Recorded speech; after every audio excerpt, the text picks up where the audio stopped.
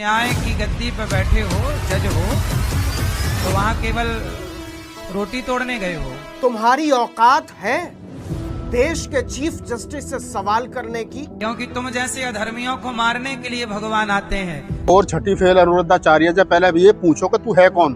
तुम्हें अपनी छाती फड़वानी है तो बताओ। इनका अस्तित्व खत्म हो जाएगा कुछ दिनों में, क्योंकि इस बुद्धिमान जनता है, अपने भले बुरे को खूब समझते हैं ये। एक जज ने कहा कि हम क्यों निर्णय दें, तुम्हारे भगवान में इतनी ताकत है, तुम्हारे भगवान खुद कर लें। तो वो जज साहब से जरा इस सवाल करना है, कहीं मिले तो पूछना कि सब काम भगवान ही करेंगे तो तुम काहे कुर्सी तोड़ रहे हो जज की? क्यों भाई, तुम्हें जज बनाया गया है इसलिए ना कि तुम न्याय करो, न्याय करना चाहिए। अब आप हिंदू सनातन संस्कृति का अपमान करते हुए क्या बोलते हैं? बोले तुम्हारे भगवान में शक्ति है तो खुद बना ले मंदिर, खुद कर लें। तो वो तो सब कर सकते हैं, वो तो प्रकट होकर रावण को भी मार सकते हैं, हिरण्यकश्यप की छाती भी फाड़ सकते हैं। अब तुम्हें अपनी छाती फड़वानी है तो बताओ। तो न्याय की गद्दी पर बैठे हो, जज हो, तो वहां केवल रोटी तोड़ने गए हो कि न्याय करने गए हो? यदि सब भगवान करें तो फिर छोड़ो तुम अपनी कुर्सी, काहे बैठे हो न्यायाधीश बन के? देश के चीफ जस्टिस को तू तड़ाक करता है ललाट पर पाव भर हल्दी चंदन लपेट कर बैठने वाला ये मवाली, ये लफंगा सीधे सीधे चीफ जस्टिस ऑफ इंडिया को तू तड़ाक करते हुए अधर्मी कहता है और सीधे सीधे जान मारने की धमकी देता है। तुम जैसे अधर्मियों को मारने के लिए भगवान आते हैं।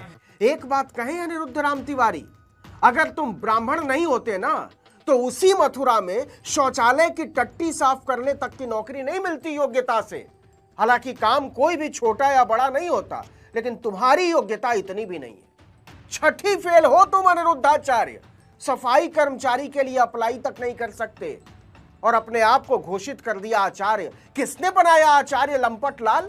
कहते हैं कुत्तों की पूंछ कभी सीधी नहीं होती। हालांकि यह कुत्तों का अपमान है, लेकिन छठी फेल अनिरुद्ध राम तिवारी उर्फ अनिरुद्धाचार्य पर यह मुहावरा बिल्कुल सटीक बैठता है। यह गंदा आदमी औरतों के बारे में गंदी बात करने की वजह से लात खाते खाते बचा है। माफिया मांगता फिर रहा था, लेकिन सुअरों की आदत होती है, उनके सामने कितना भी साफ पानी का तालाब हो, उसे लोटना उसी कीचड़ में जाकर होता है। इसकी हिम्मत बढ़ते बढ़ते इतनी बढ़ गई कि सीधे सीधे देश के चीफ जस्टिस को न्याय सिखाने लगा। कह रहा है कि तुम सुप्रीम कोर्ट के चीफ जस्टिस के तौर पर कुर्सी तोड़, कि सब काम भगवान ही करेंगे तो तुम काहे कुर्सी तोड़ रहे हो? कुर्सी तो तुम तोड़ रहे हो। छठी फेल अनिरुद्धाचार्य, शुद्ध मुफ्तखोर हो तुम। बिना कोई काम किए जनता को उल्लू बनाकर फोकट का तरमाल उड़ाते हो। बिना कोई काम किए हुए भोली भाली जनता से ठगी करके पानी पीते हो और बिना कोई काम किए हुए मौज उड़ाते हो। ऐसे मुफ्तखोर की यह हिम्मत कि देश के दलित चीफ जस्टिस पर कीचड़ उछाले। यदि सब भगवान करें तो फिर छोड़ो तुम अपनी कुर्सी। दुनिया के सारे उल्लू माफ करें, लेकिन सरासर पागल हो गया है अनिरुद्ध राम तिवारी, सरासर पागल। सीधे सीधे देश के चीफ जस्टिस BR गवई की तौहीन की है, उन्हें अधर्मी कहा है, उन्हें नीचा दिखाया है और न केवल नीचा दिखाया है बल्कि जान से मारने की धमकी दी है कि अगर हमारे हिसाब से फैसला नहीं करोगे तो तुम्हारी छाती फाड़ दी जाएगी। यही शब्द है इस गंदे आदमी। अब तुम्हें अपनी छाती फड़वानी है तो बताओ नरसिंह भगवान से, क्योंकि तुम जैसे अधर्मियों को मारने के लिए भगवान आते हैं। जनता से ठगी करके फेंके हुए सिक्कों पर पलने वाला मुफ्तखोर अनिरुद्ध राम तिवारी, जिसकी योग्यता सार्वजनिक शौचालय की टट्टी तक साफ करने की नहीं है, वो देश के चीफ जस्टिस को धमका रहा है कि तुम्हें मारने के लिए भगवान अवतार लेते ही होंगे।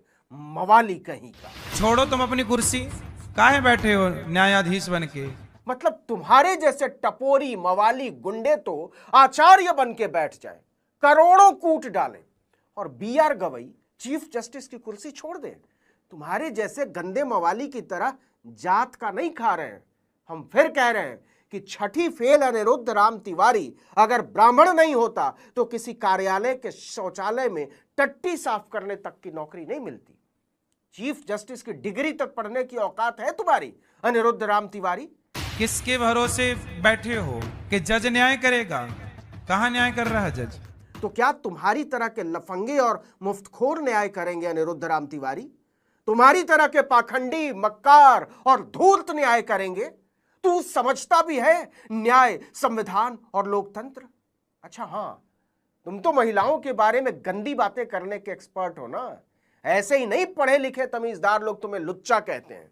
लेकिन जानते हैं, जो आदमी सुलभ शौचालय की टट्टी तक साफ करने के लायक नहीं है, उसे देश के चीफ जस्टिस की योग्यता पर सवाल उठाने की हिम्मत कहां से मिलती है?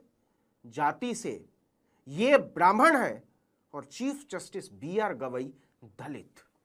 दलितों को लेकर इस गंदे घिनौने आदमी की गंदी घिनौनी सोच के बारे में तो पूरी किताब लिखी जा सकती है। छठी फेल अनिरुद्धाचार्य से पहले भी ये पूछो कि तू है कौन। ये आचार्य, विचार्य, जगत गुरु, शंकराचार्य जितने अनपढ़ और कुपढ़ घूम रहे हैं, इनसे पहले ये पूछो कि तुम कौन हो। इसकी औकात है? इसकी औकात है जो ये कह रहा है कि सीना फाड़ देंगे, कुर्सी छोड़ दो, सब काम भगवान ही करेंगे, तो तुम क्या करोगे? अबे हराम करो, तुम ही तो कहते हो कि क्या नाम है, भगवान करता है सब कुछ, आदमी तो आदमी से तो करवाता है, तो फिर क्यों पेट में दर्द हो रहा है? जब ये क्या नाम है अनिरुद्धाचार्य कभी महिलाओं पर टिप्पणी करता है, कभी दलितों पर टिप्पणी करता है, कभी डॉक्टर अम्बेडकर के बारे में उल्टा सीधा बोलता है, अब CGI के बारे में बोल रहा है कि क्या नाम है जी, वो अधर्मी है और इनका तो सीना फाड़ देना चाहिए और उनका ये कर देना चाहिए। इससे ये पूछा जाए छठी फेल आदमी से, तू कितना पढ़ा लिखा है और तू कौन होता है भाई?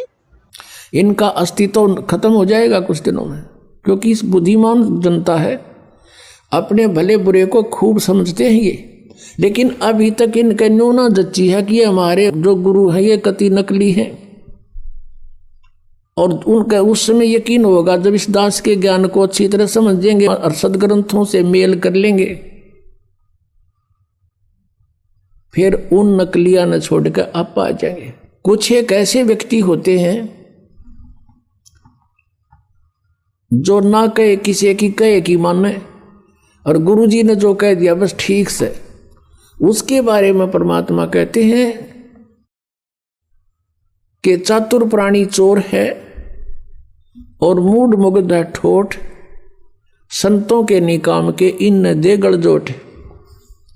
इतने प्रमाण देख के और जो व्यक्ति नहीं मान रहा कि ये संत नहीं है, कहते फिर वो तो मूड है, मुग्ध मूड ठोठ, फिर वो हमारे काम के नहीं है, वो वहीं पड़े रहे न दो रहे। एक भक्त कह रहा था जी, ये आमत है सारे जितने दूसरे पंथा दौरा बैठे हैं। उसने एक उदाहरण दिया कि जैसे बाई बस ट्रेवल कर रहे हैं और रास्ते में कई बार बस खराब हो जाती है, तो कुछ तो बुद्धिमान से जब आइडिया ला लें कि यह खराब होगी, झटकम पटकम होने लग रही है, जब रुक जा और साथ में दूसरी बस आ जाती है, तुरंत उतर कर चढ़ जाते हैं, वह ना देखते कदे किराया दोबारा देना पड़े। कुछ ऐसे होते हैं कि कंडक्टर ड्राइवर ने कह दे भाई गाड़ी खराब होगी, वो उतर के फिर दूसरी में बैठे। और उन्होंने कहता कुछ ऐसे होते हैं फिर भी बैठे रहे, कंडक्टर ड्राइवर के कहे पाछे भी, वह जब उतरेंगे, जब कंडक्टर ड्राइवर भी दूसरी बस में चढ़ लेंगे, वह जब उतरा करेंगे सचमुच ये भी नारा इब्त है। तो कुछ ऐसे हैं जब इनके गुरुजी आते यहाँ तो पलायन कर जाएंगे, क्योंकि जनता इनको जीण नहीं देगी। यहाँ पर इनका अनमोल जीवन बर्बाद कर रखा, एक सांस की कीमत है। परमात्मा कहता हूँ कई जातों कहूँ बजा के ढोल, और ये श्वास जो खाली जाता है ये 3 लोग का मोल। एक श्वास की इतनी कीमत और मनुष्य जीवन के कितने जीवन सांस बर्बाद कर दिए, क्योंकि श्वासों से जीवन है जीव का, और ये कितने बर्बाद हो गए सतभक्ति ना करने से। तो वो जो उनके कति श्रद्धालु गणे हैं बिना ज्ञान के, वो जब आओगे यहाँ पर तो वो भी हाथ खड़ा कर देंगे कि हमारे पर लेना कुछ तो ये भी पुण्यात्मा होगा, कोई ऐसा कह देता है। वैसे यहाँ बहुत से ऐसे महंत हैं जो बहुत से शिष्य बनाए हुए थे, उनके शिष्यों ने उनसे संपर्क साधा इस ज्ञान से परिचित होकर के, और कहा जी देखो आप भी भगवान के लिए निकले हो और हम भी भगवान के लिए ही आपके अनुयायी बने हैं। यदि ये ज्ञान गलत है तो हमें क्लियर करके बता दो। अगर ये रामपाल ज्ञान गलत बोल रहा है तो हमें बताओ, ये प्रमाण दे रखे, और नहीं तो फिर आप भी आओ। अब थोड़ी बहुत देर तक वो गुरु अग्रम मग्रम करता है, लेकिन फिर विवश हो जाता है, क्योंकि उसको भी भगवान चाहिए। अगर इतनी सच्चाई देखकर वो नहीं आते हैं, नहीं मानते हैं, तो वो संत है नहीं, वो तो परमात्मा भी नहीं चाहते, केवल महिमा चाहते हैं अपनी। बस चेले बने रहें, जय जयकार हो ही रहे, फिर कट्ठे भूत बनेंगे सारे। आदरणीय गरीबदास साहिब जी को जो परमात्मा ने उनको ये तत्व ज्ञान दे दिया था, क्या बताते हैं कि साहिब के दरबार में गायक कोट अनंत और 4 चीज मांगे हैं, रिद्धि सिद्धि मान महंत। उस परमेश्वर के साहिब के दरबार में ऐसा कोई एक इन चारों ने छोड़ के और चाहे पुरुष अलेख। तो ये सब मान महंत के भूखे हैं जितने ये संत पंथ बने हुए। यदि ये मान बढ़ाई नहीं चाहते हैं और ये अपना कल्याण चाहते हैं और ये हितैषी हैं अपने अनुयायियों के, तो इस दास के ज्ञान से परिचित हों और इसमें बताओ गलत कहाँ है, और ये अपना टिप्पणी दो। फिर इसके ऊपर क्यों नहीं बोलते? 10 साल हो गए दास ने गला फड़ाते ने, और सरेआम कह रहा हूँ, टीवी चैनलों पर भी बोल रहा हूँ, पुस्तकों के माध्यम से भी इनके पोल खोल रहा हूँ। क्यों ना बोलते? ये क्यों नहीं बोलते? क्योंकि ये चोर हैं। परमात्मा कहते हैं बेखों के लश्कर फिरें ये बाणी चोर कठोर, और सतगुरु धाम ना पहुंचेंगे ये 84 के ढोर। परमात्मा की वाणी को चुरा कर सचखंड सचखंड का रट ला रहा कह पता। आप बिजली पीढ़ी के हंस हो पुण्यात्मा हो।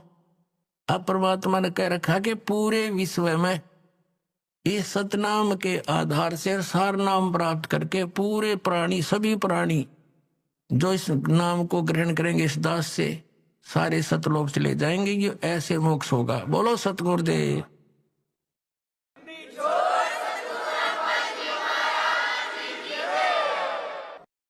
अपनात्माओं, ये सुबह का चला हुआ प्रसंग अब 4 घंटे में 5 घंटे में जाकर सेट हुआ है, क्योंकि ये कोई रामायण की कथा तो है नहीं, सब ने पता है।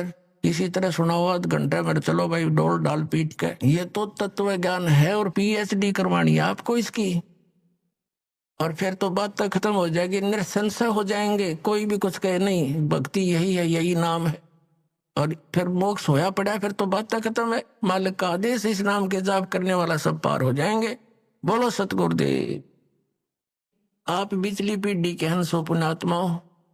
अब परमात्मा ने कह रखा कि पूरे विश्व में इस सतनाम के आधार से सार नाम प्राप्त करके पूरे प्राणी, सभी प्राणी जो इस नाम को ग्रहण करेंगे इस दास से, सारे सतलोक चले जाएंगे। ये ऐसे मोक्ष होगा। बोलो सतगुरुदेव।